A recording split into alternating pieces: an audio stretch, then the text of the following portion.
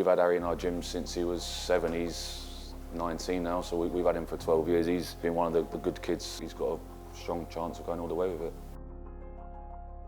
One of my pals sadly died. This fight would be for him as well. Oh.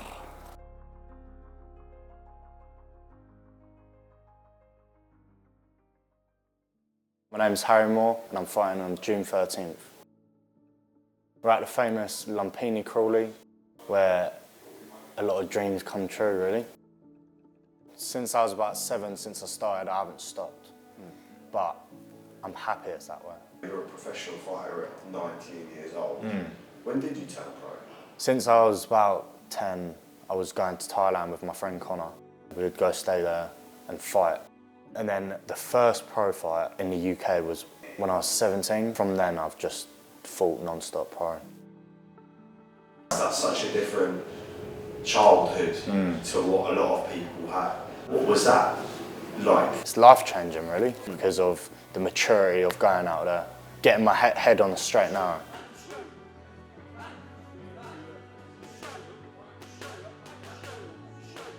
My name's Jack Jarvis. George Jarvis' big brother, who's Harry's main coach, if you like, at Lumpini. Full-time electrician by trade, but I've been in and out of the gym for over 20 years now, so I'm very much in and around coaching still, and sometimes fighting still. What got you into punching and kicking people in the face? My old man owns the gym. We've done it since we could walk. We've got videos on VR going back a bit, but somewhere of us in nappies running around the gyms and pushing them and getting knocked off our feet by the bags back then, but we've been in the gym since we could walk. We've had him for 12 years. He's been one of the good kids. We used to take him up to the Bermondsey tournaments as a kid. He's always won them all and got to the final at least. He's smashed it for a consistent 12 years, so now he's entered the A-class rankings. He's had his few fights in RWS last year. He's a good lad. He's got a strong chance of going all the way with it. What makes a good kid in the gym? I think it's everything they do outside the gym, which is a controversial opinion, but it's that once you're at the gym, it's easy to have a good coach to make you do this, that and the other, but it's also that outside the gym stuff of what they're eating, their nutrition. They go on their runs off their own back. They still get up and crack on. I mean, someone like Harry as well that's got a very labour-intensive job, he still gets up early every mornings. Sometimes he might even go for a run before work, but he's really in the yard by 6 AM doing his bits and bobs. Finishes work, straight down the gym. I mean, no one can make him do that. That's him off his own back, so I think that's a very important aspect of it. I first got taken to the gym by my dad. I got trained by George Jarvis, one championship fighter. Ever since then, I've trained with him, I've stuck with him. Never had a fallout or nothing. I've trained with him since day one. Went to all of his fights. He was probably about 17 when he first trained me. So from him seeing me as a kid grow up, and from me seeing him as a kid grow up as well, it's mad. And I look up to him always. So these are your coach's belts, yeah. right? These are all his belts from when he was probably from 20 to 24 maybe. These are all the belts he's won. And now he's fighting on one championship. He's doing great on there, so it's nice to see. You'd be walking in there, walking through there, and you'd see all these belts and you'd think, like, this is something to look up to, really. It does mean a lot to see people like George growing up and doing great stuff like this. If I speak to you again, same gym, same trainer, of course, that loyalty doesn't break, but what would you have liked to have achieved in general? I'd love to get all the WBC Worlds. I'd love to get up the rankings, world rankings, ISK, and just get as many belts as possible and just prove to myself and to everyone else that everything's achievable.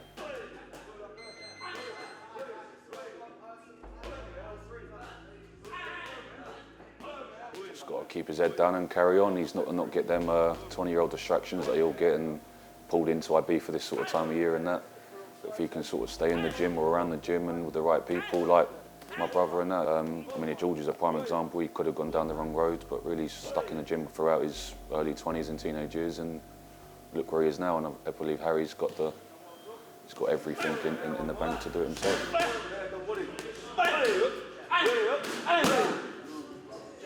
When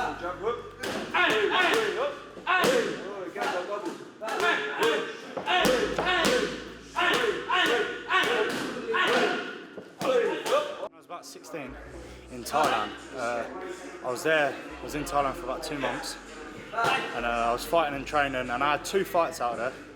After the first fight, I got the 2 lines done there, and then the second fight I got the middle bit. It's called a sak yank, so it's a religious sort of Thai culture, MuayThai, and a lot of fighters get it's you can get it blessed when you get it done, so it means a bit of like good luck, good health, and stuff like that. So it's good. It's good.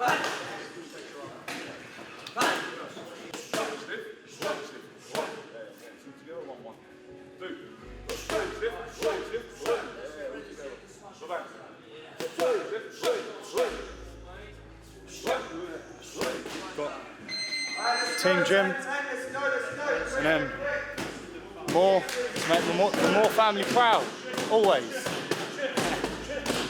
Good little top that.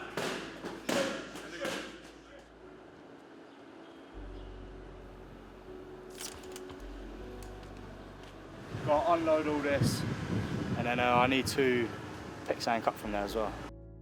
This is just where we keep materials and stuff like that, and got a container there, keeping some of the gear in. A bit of graft is getting all the rubbish off. But yeah.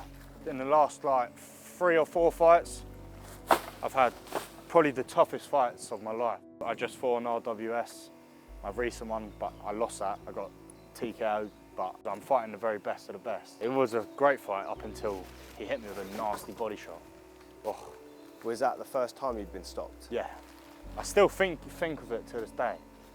It is, it's good to have a loss as well, because it gets your mind going again. I was actually living in Thailand for like 7 months, and I went to Australia, and I've just come back probably about 3 months ago. My pals as well, they mean a lot to me. Like, just before I went to Australia, one of my pals sadly died. From him dying, it's sort of made me realise like how life can just change. But he motivates me a lot to do this stuff, to wake up every morning and get grafting. So, but yeah, this fight would be for him as well. I go to the place where it all happened. I go there quite a bit, sit there with my mates, just sit there, talk. I wish he could be here, but shit happens, so. Has the funeral been? Yeah, and unfortunately I was in Thailand, which really broke my heart. It's made me super guilty of not being there. But I'm glad he's sort of at peace now. And there was like a little group, me, Joe, Jensen and Evan. That was like our little group. Yeah, it was good times. Got to make sure it's all tidy and sweat. You can eat your dinner off that. Get into this. You can.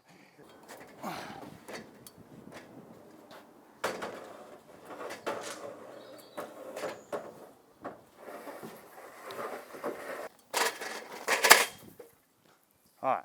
Sweet. Done. What's the best part about being a refighter? Being in the sun, getting tanned. Almost like Thailand. Yeah, but no, it's good, it keeps me busy. I was in Thailand for 6 months fighting. I had 3 fights over there. I didn't have a lot of support over there. But being so close to home, getting all the people down, it would be the world. And it just brings the fight. It makes it more exciting because you've got all the people cheering and stuff like that. Come watch me fight on June 13th at Woolwich Works. You're going to see a banger. To clarify, that's not my beer. So that is not from me. You sure that's not a Friday night one, is it? After work, nice weather.